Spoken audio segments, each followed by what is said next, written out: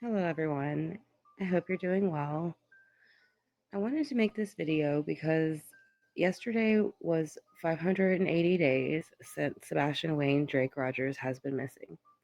And as I sat there and looked at his picture, I just always see this beautiful, young, handsome man who seems so sweet and so loving and just has so much to offer the world. So it just breaks your heart that he's still missing and that we don't have any answers as to how he went missing. I think most of us who have followed the case kind of have our own opinions of how he possibly went missing. And I am kind of going to lean more towards the group who feels that Chris Proudfoot and Katie Proudfoot have more answers as to Sebastian's disappearance and how this happened in the first place. So as I'm looking again at this picture that At Night uploaded on Twitter yesterday, and it said, 580 days since Sebastian went missing. Again, I'm looking at this picture of him, and I see this, loving, it looks like very well behaved, handsome young man, that's growing into himself and becoming someone that has a lot to offer to the world, someone that people probably enjoy, have a great time when they're around. They look forward to seeing Sebastian. Well, I think that pissed Chris off.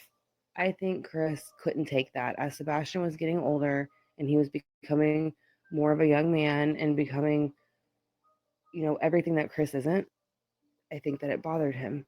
I think he couldn't take it, and I think that contributed as to what the rift was in the house as Sebastian got older.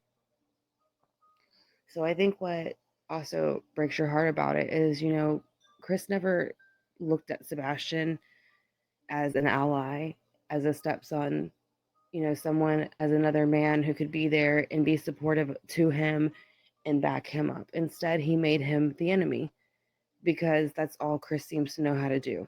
And the thing about it with Chris and Katie is that they literally made Sebastian their enemy for no reason other than they didn't want to deal with their own flaws and their own problems and their own behaviors.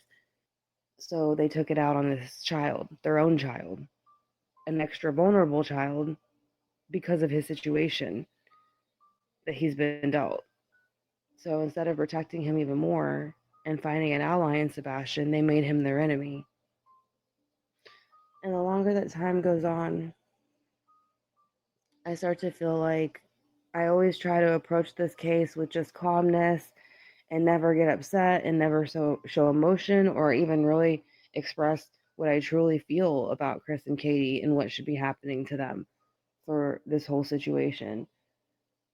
But it's getting to the point where it's like I feel that as a society, we just need to almost come down on them and outcast them as they deserve to be. Outcast them the way that they made Sebastian feel, because that's exactly what they did to him. And he's not here anymore at this point to defend himself and take up for himself the way he was trying to. The exact thing he was trying to do, and that's why he's no longer here. Why are we listening to anything Chris Proudfoot says, especially anything that's so disrespectful to Sebastian in his essence and just his being? They're just disrespectful. The things that they say, they disrespect his dad. And it's like, it's gross. It's gross behavior. It's disgusting. And as a society, we should not be accepting it. We didn't accept Casey Anthony's behavior. Why are we accepting their behavior? They need to be outcasted the way they made Sebastian feel. They need to be come down on the way they came down on Sebastian. They need to be questioned and poked and prodded and made to feel just the way they made Sebastian feel. They do not deserve the peace that they are getting, in my opinion. And people can say, well, how do you know that they're peaceful? I think you can very much see Chris Proudfoot's feeling pretty peaceful when he's on a podcast wearing a cowboy hat, making fun of Sebastian's father for trying to search for him. How is that not tacky, distasteful, and enough to throw his ass in handcuffs for his behavior? I think this is getting ridiculous. I think that what needs to happen is they need to have the same thing happen to them like what happened in the Harmony Montgomery case. Her mother had filed like some kind of civil suit or something against her father, and that's what got the ball rolling. And Adam Montgomery is in jail for life now for Harmony's I think it's for murder. They figured that it was for her murder, but the thing with Sebastian against and Harmony's case, there is no body for Harmony, and I'm not saying that we have to accept that Sebastian's not with us anymore. That's not what I'm saying. I'm saying that if you want to get something done, then we need to treat this a little bit more serious than what LE in Tennessee has been treating it. They're corrupt. For whatever reason, they're letting the Proudfoots do and say whatever they want, in this case with Sebastian. And you have to think, what do the Proudfoots know about them that they're letting them get away with this? That's the only thing you really have to ask yourself at this point. There's tons of CPS reports. None of their story makes sense. And LE isn't doing anything about it, and they're brushing all the evidence that would make sense under the rug and telling you you're crazy for looking at it. What do the Proudfoots know about the people up in the top of the system in Tennessee that they're letting the Proudfoots do what they want? That's all I feel about that.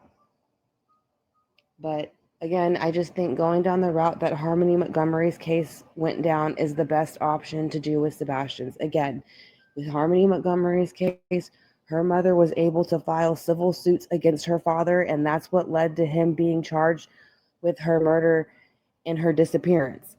And he's in jail for life now. Hopefully, Sebastian is still with us, and that's not the case as far as the murder charges.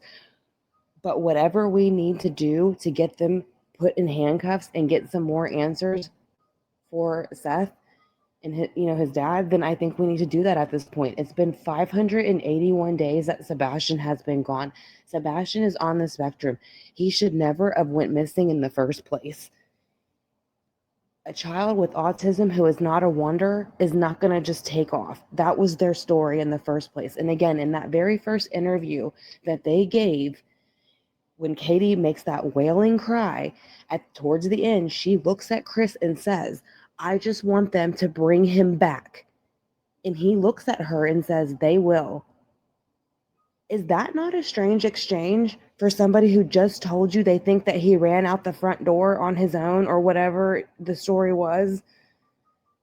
So those are just things that I think about when I look at the pictures of Sebastian. He's a beautiful child, really a beautiful young man. I say child, but he was becoming a young man. He was very intelligent. He had a wonderful personality, and he was everything that Chris Proudfoot isn't. And he couldn't take it no more, and so he had to find some way to make it disappear. And here we are. So that's just the thoughts that I wanted to share with Sebastian's case, and it being 581 days that Sebastian Wayne Drake Rogers has been missing. So if you see something, then say something. If you know something, then please say something. If you know someone else who possibly knows something, please encourage them to say something. Because if the Proudfoots could do this to their own child, what would they do to you? Just think about that. If they could make Sebastian disappear because he was standing up for himself and saying, don't mistreat me, don't lie about me, don't put your hands on me, what do you think the Proudfoots would do to you? Because now they think they've gotten away with it. So if they've gotten away with it, they're more likely to do it again. And that's just my opinion.